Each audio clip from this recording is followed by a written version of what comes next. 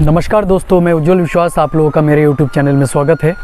दोस्तों, मैं आप लोगों को एक ऐसे साधु की कहानी सुनाना चाहता हूं जिनके नाचने पर बारिश होती थी। दोस्तों, एक साधु महात्मा एक गांव के पास कुटिया में रहते थे और जब भी उस गांव में बारिश की आवश्यकता होती थी तो वो गांव वाले जाते थे और उन साधु महात्मा से ये विनती करते थे कि महात्मा आप नाचिए, हमारे गाँव को बारिश की आवश्यकता है। तो महात्मा जब भी नाचते थे बारिश होती थी। तो इसी गांव में एक बार क्या हुआ, बहुत दिन बाद कुछ लड़के आए, 4 लड़के आए शहर से।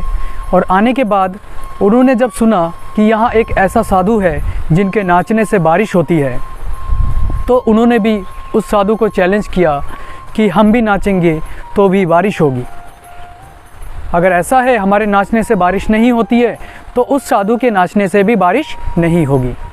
तो गांव वाले उन 4 लड़कों को उस साधु महात्मा के कुटिया के पास ले गए और साधु महात्मा को बाहर आने की विनती की। आए और कहा कि ये 4 लड़के हैं, कह रहे हैं कि इनके नाचने से भी बारिश होगी।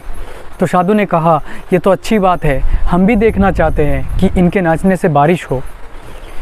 तो उन लड़कों में से जो पहला लड़का था वो नाचा। आधे घंटे तक नाचने के बाद कोई भी बारिश या बादल के आसार नहीं दिखे, वो थक कर बैठ गया। दूसरा लड़का आया, उन्होंने भी नाचा, 1 घंटे तक नाचा, नाचने के बाद थक कर बैठ गए, तब भी कोई बारिश नहीं हुई। ऐसे करके तीसरा चौथा ये दोनों लड़के भी नाच लिए पर बारिश की कोई भी आसार नहीं दिखा।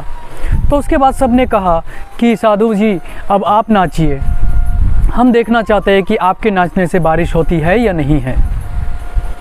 तो उस समय उस साधु ने नाचना शुरू किया। साधु के नाचते नाचते 2 घंटे, 3 घंटे, 4 घंटे बीत गए पर कोई भी बारिश का आसार नहीं दिखा। ऐसे करके साधु के नाचते नाचते शाम हो गई।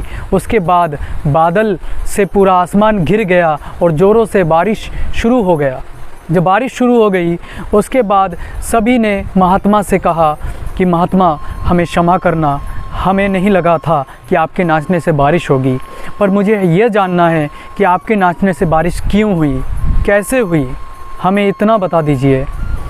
तब महात्मा ने कहा मेरे नाचने के बाद जो बारिश होती है उसके पीछे का मुख्य रूप से 2 कारण है। पहला कारण है कि मैं जब भी नाचता हूँ तो मैं ये सोच के नाचता हूँ कि मेरे नाचने से बारिश अवश्य होगा। और दूसरा कारण है कि मैं ये सोच के नाचता हूँ कि मैं तब तक नाचता रहूँगा जब तक कि बारिश ना हो।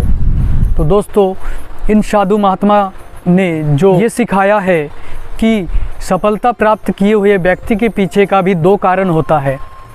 यह व्यक्ति तब तक प्रयास करता रहता है जब तक उसको अपना जो मंजिल है वो नहीं मिल जाता, या जब तक मंजिल नहीं मिलता तब तक वो प्रयास करता रहता है।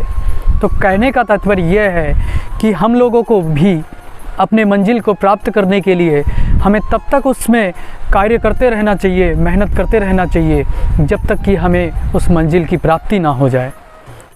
तो दोस्तों, अगर आप लोगों ने मेरे चैनल को सब्सक्राइब नहीं किया, सब्सक्राइब कीजिए, लाइक कीजिए, शेयर कीजिए। मैं ऐसे ही कई कहानियों को लेकर आप लोगों के सामने आता रहूँगा। तब तक के लिए धन्यवाद, नमस्कार।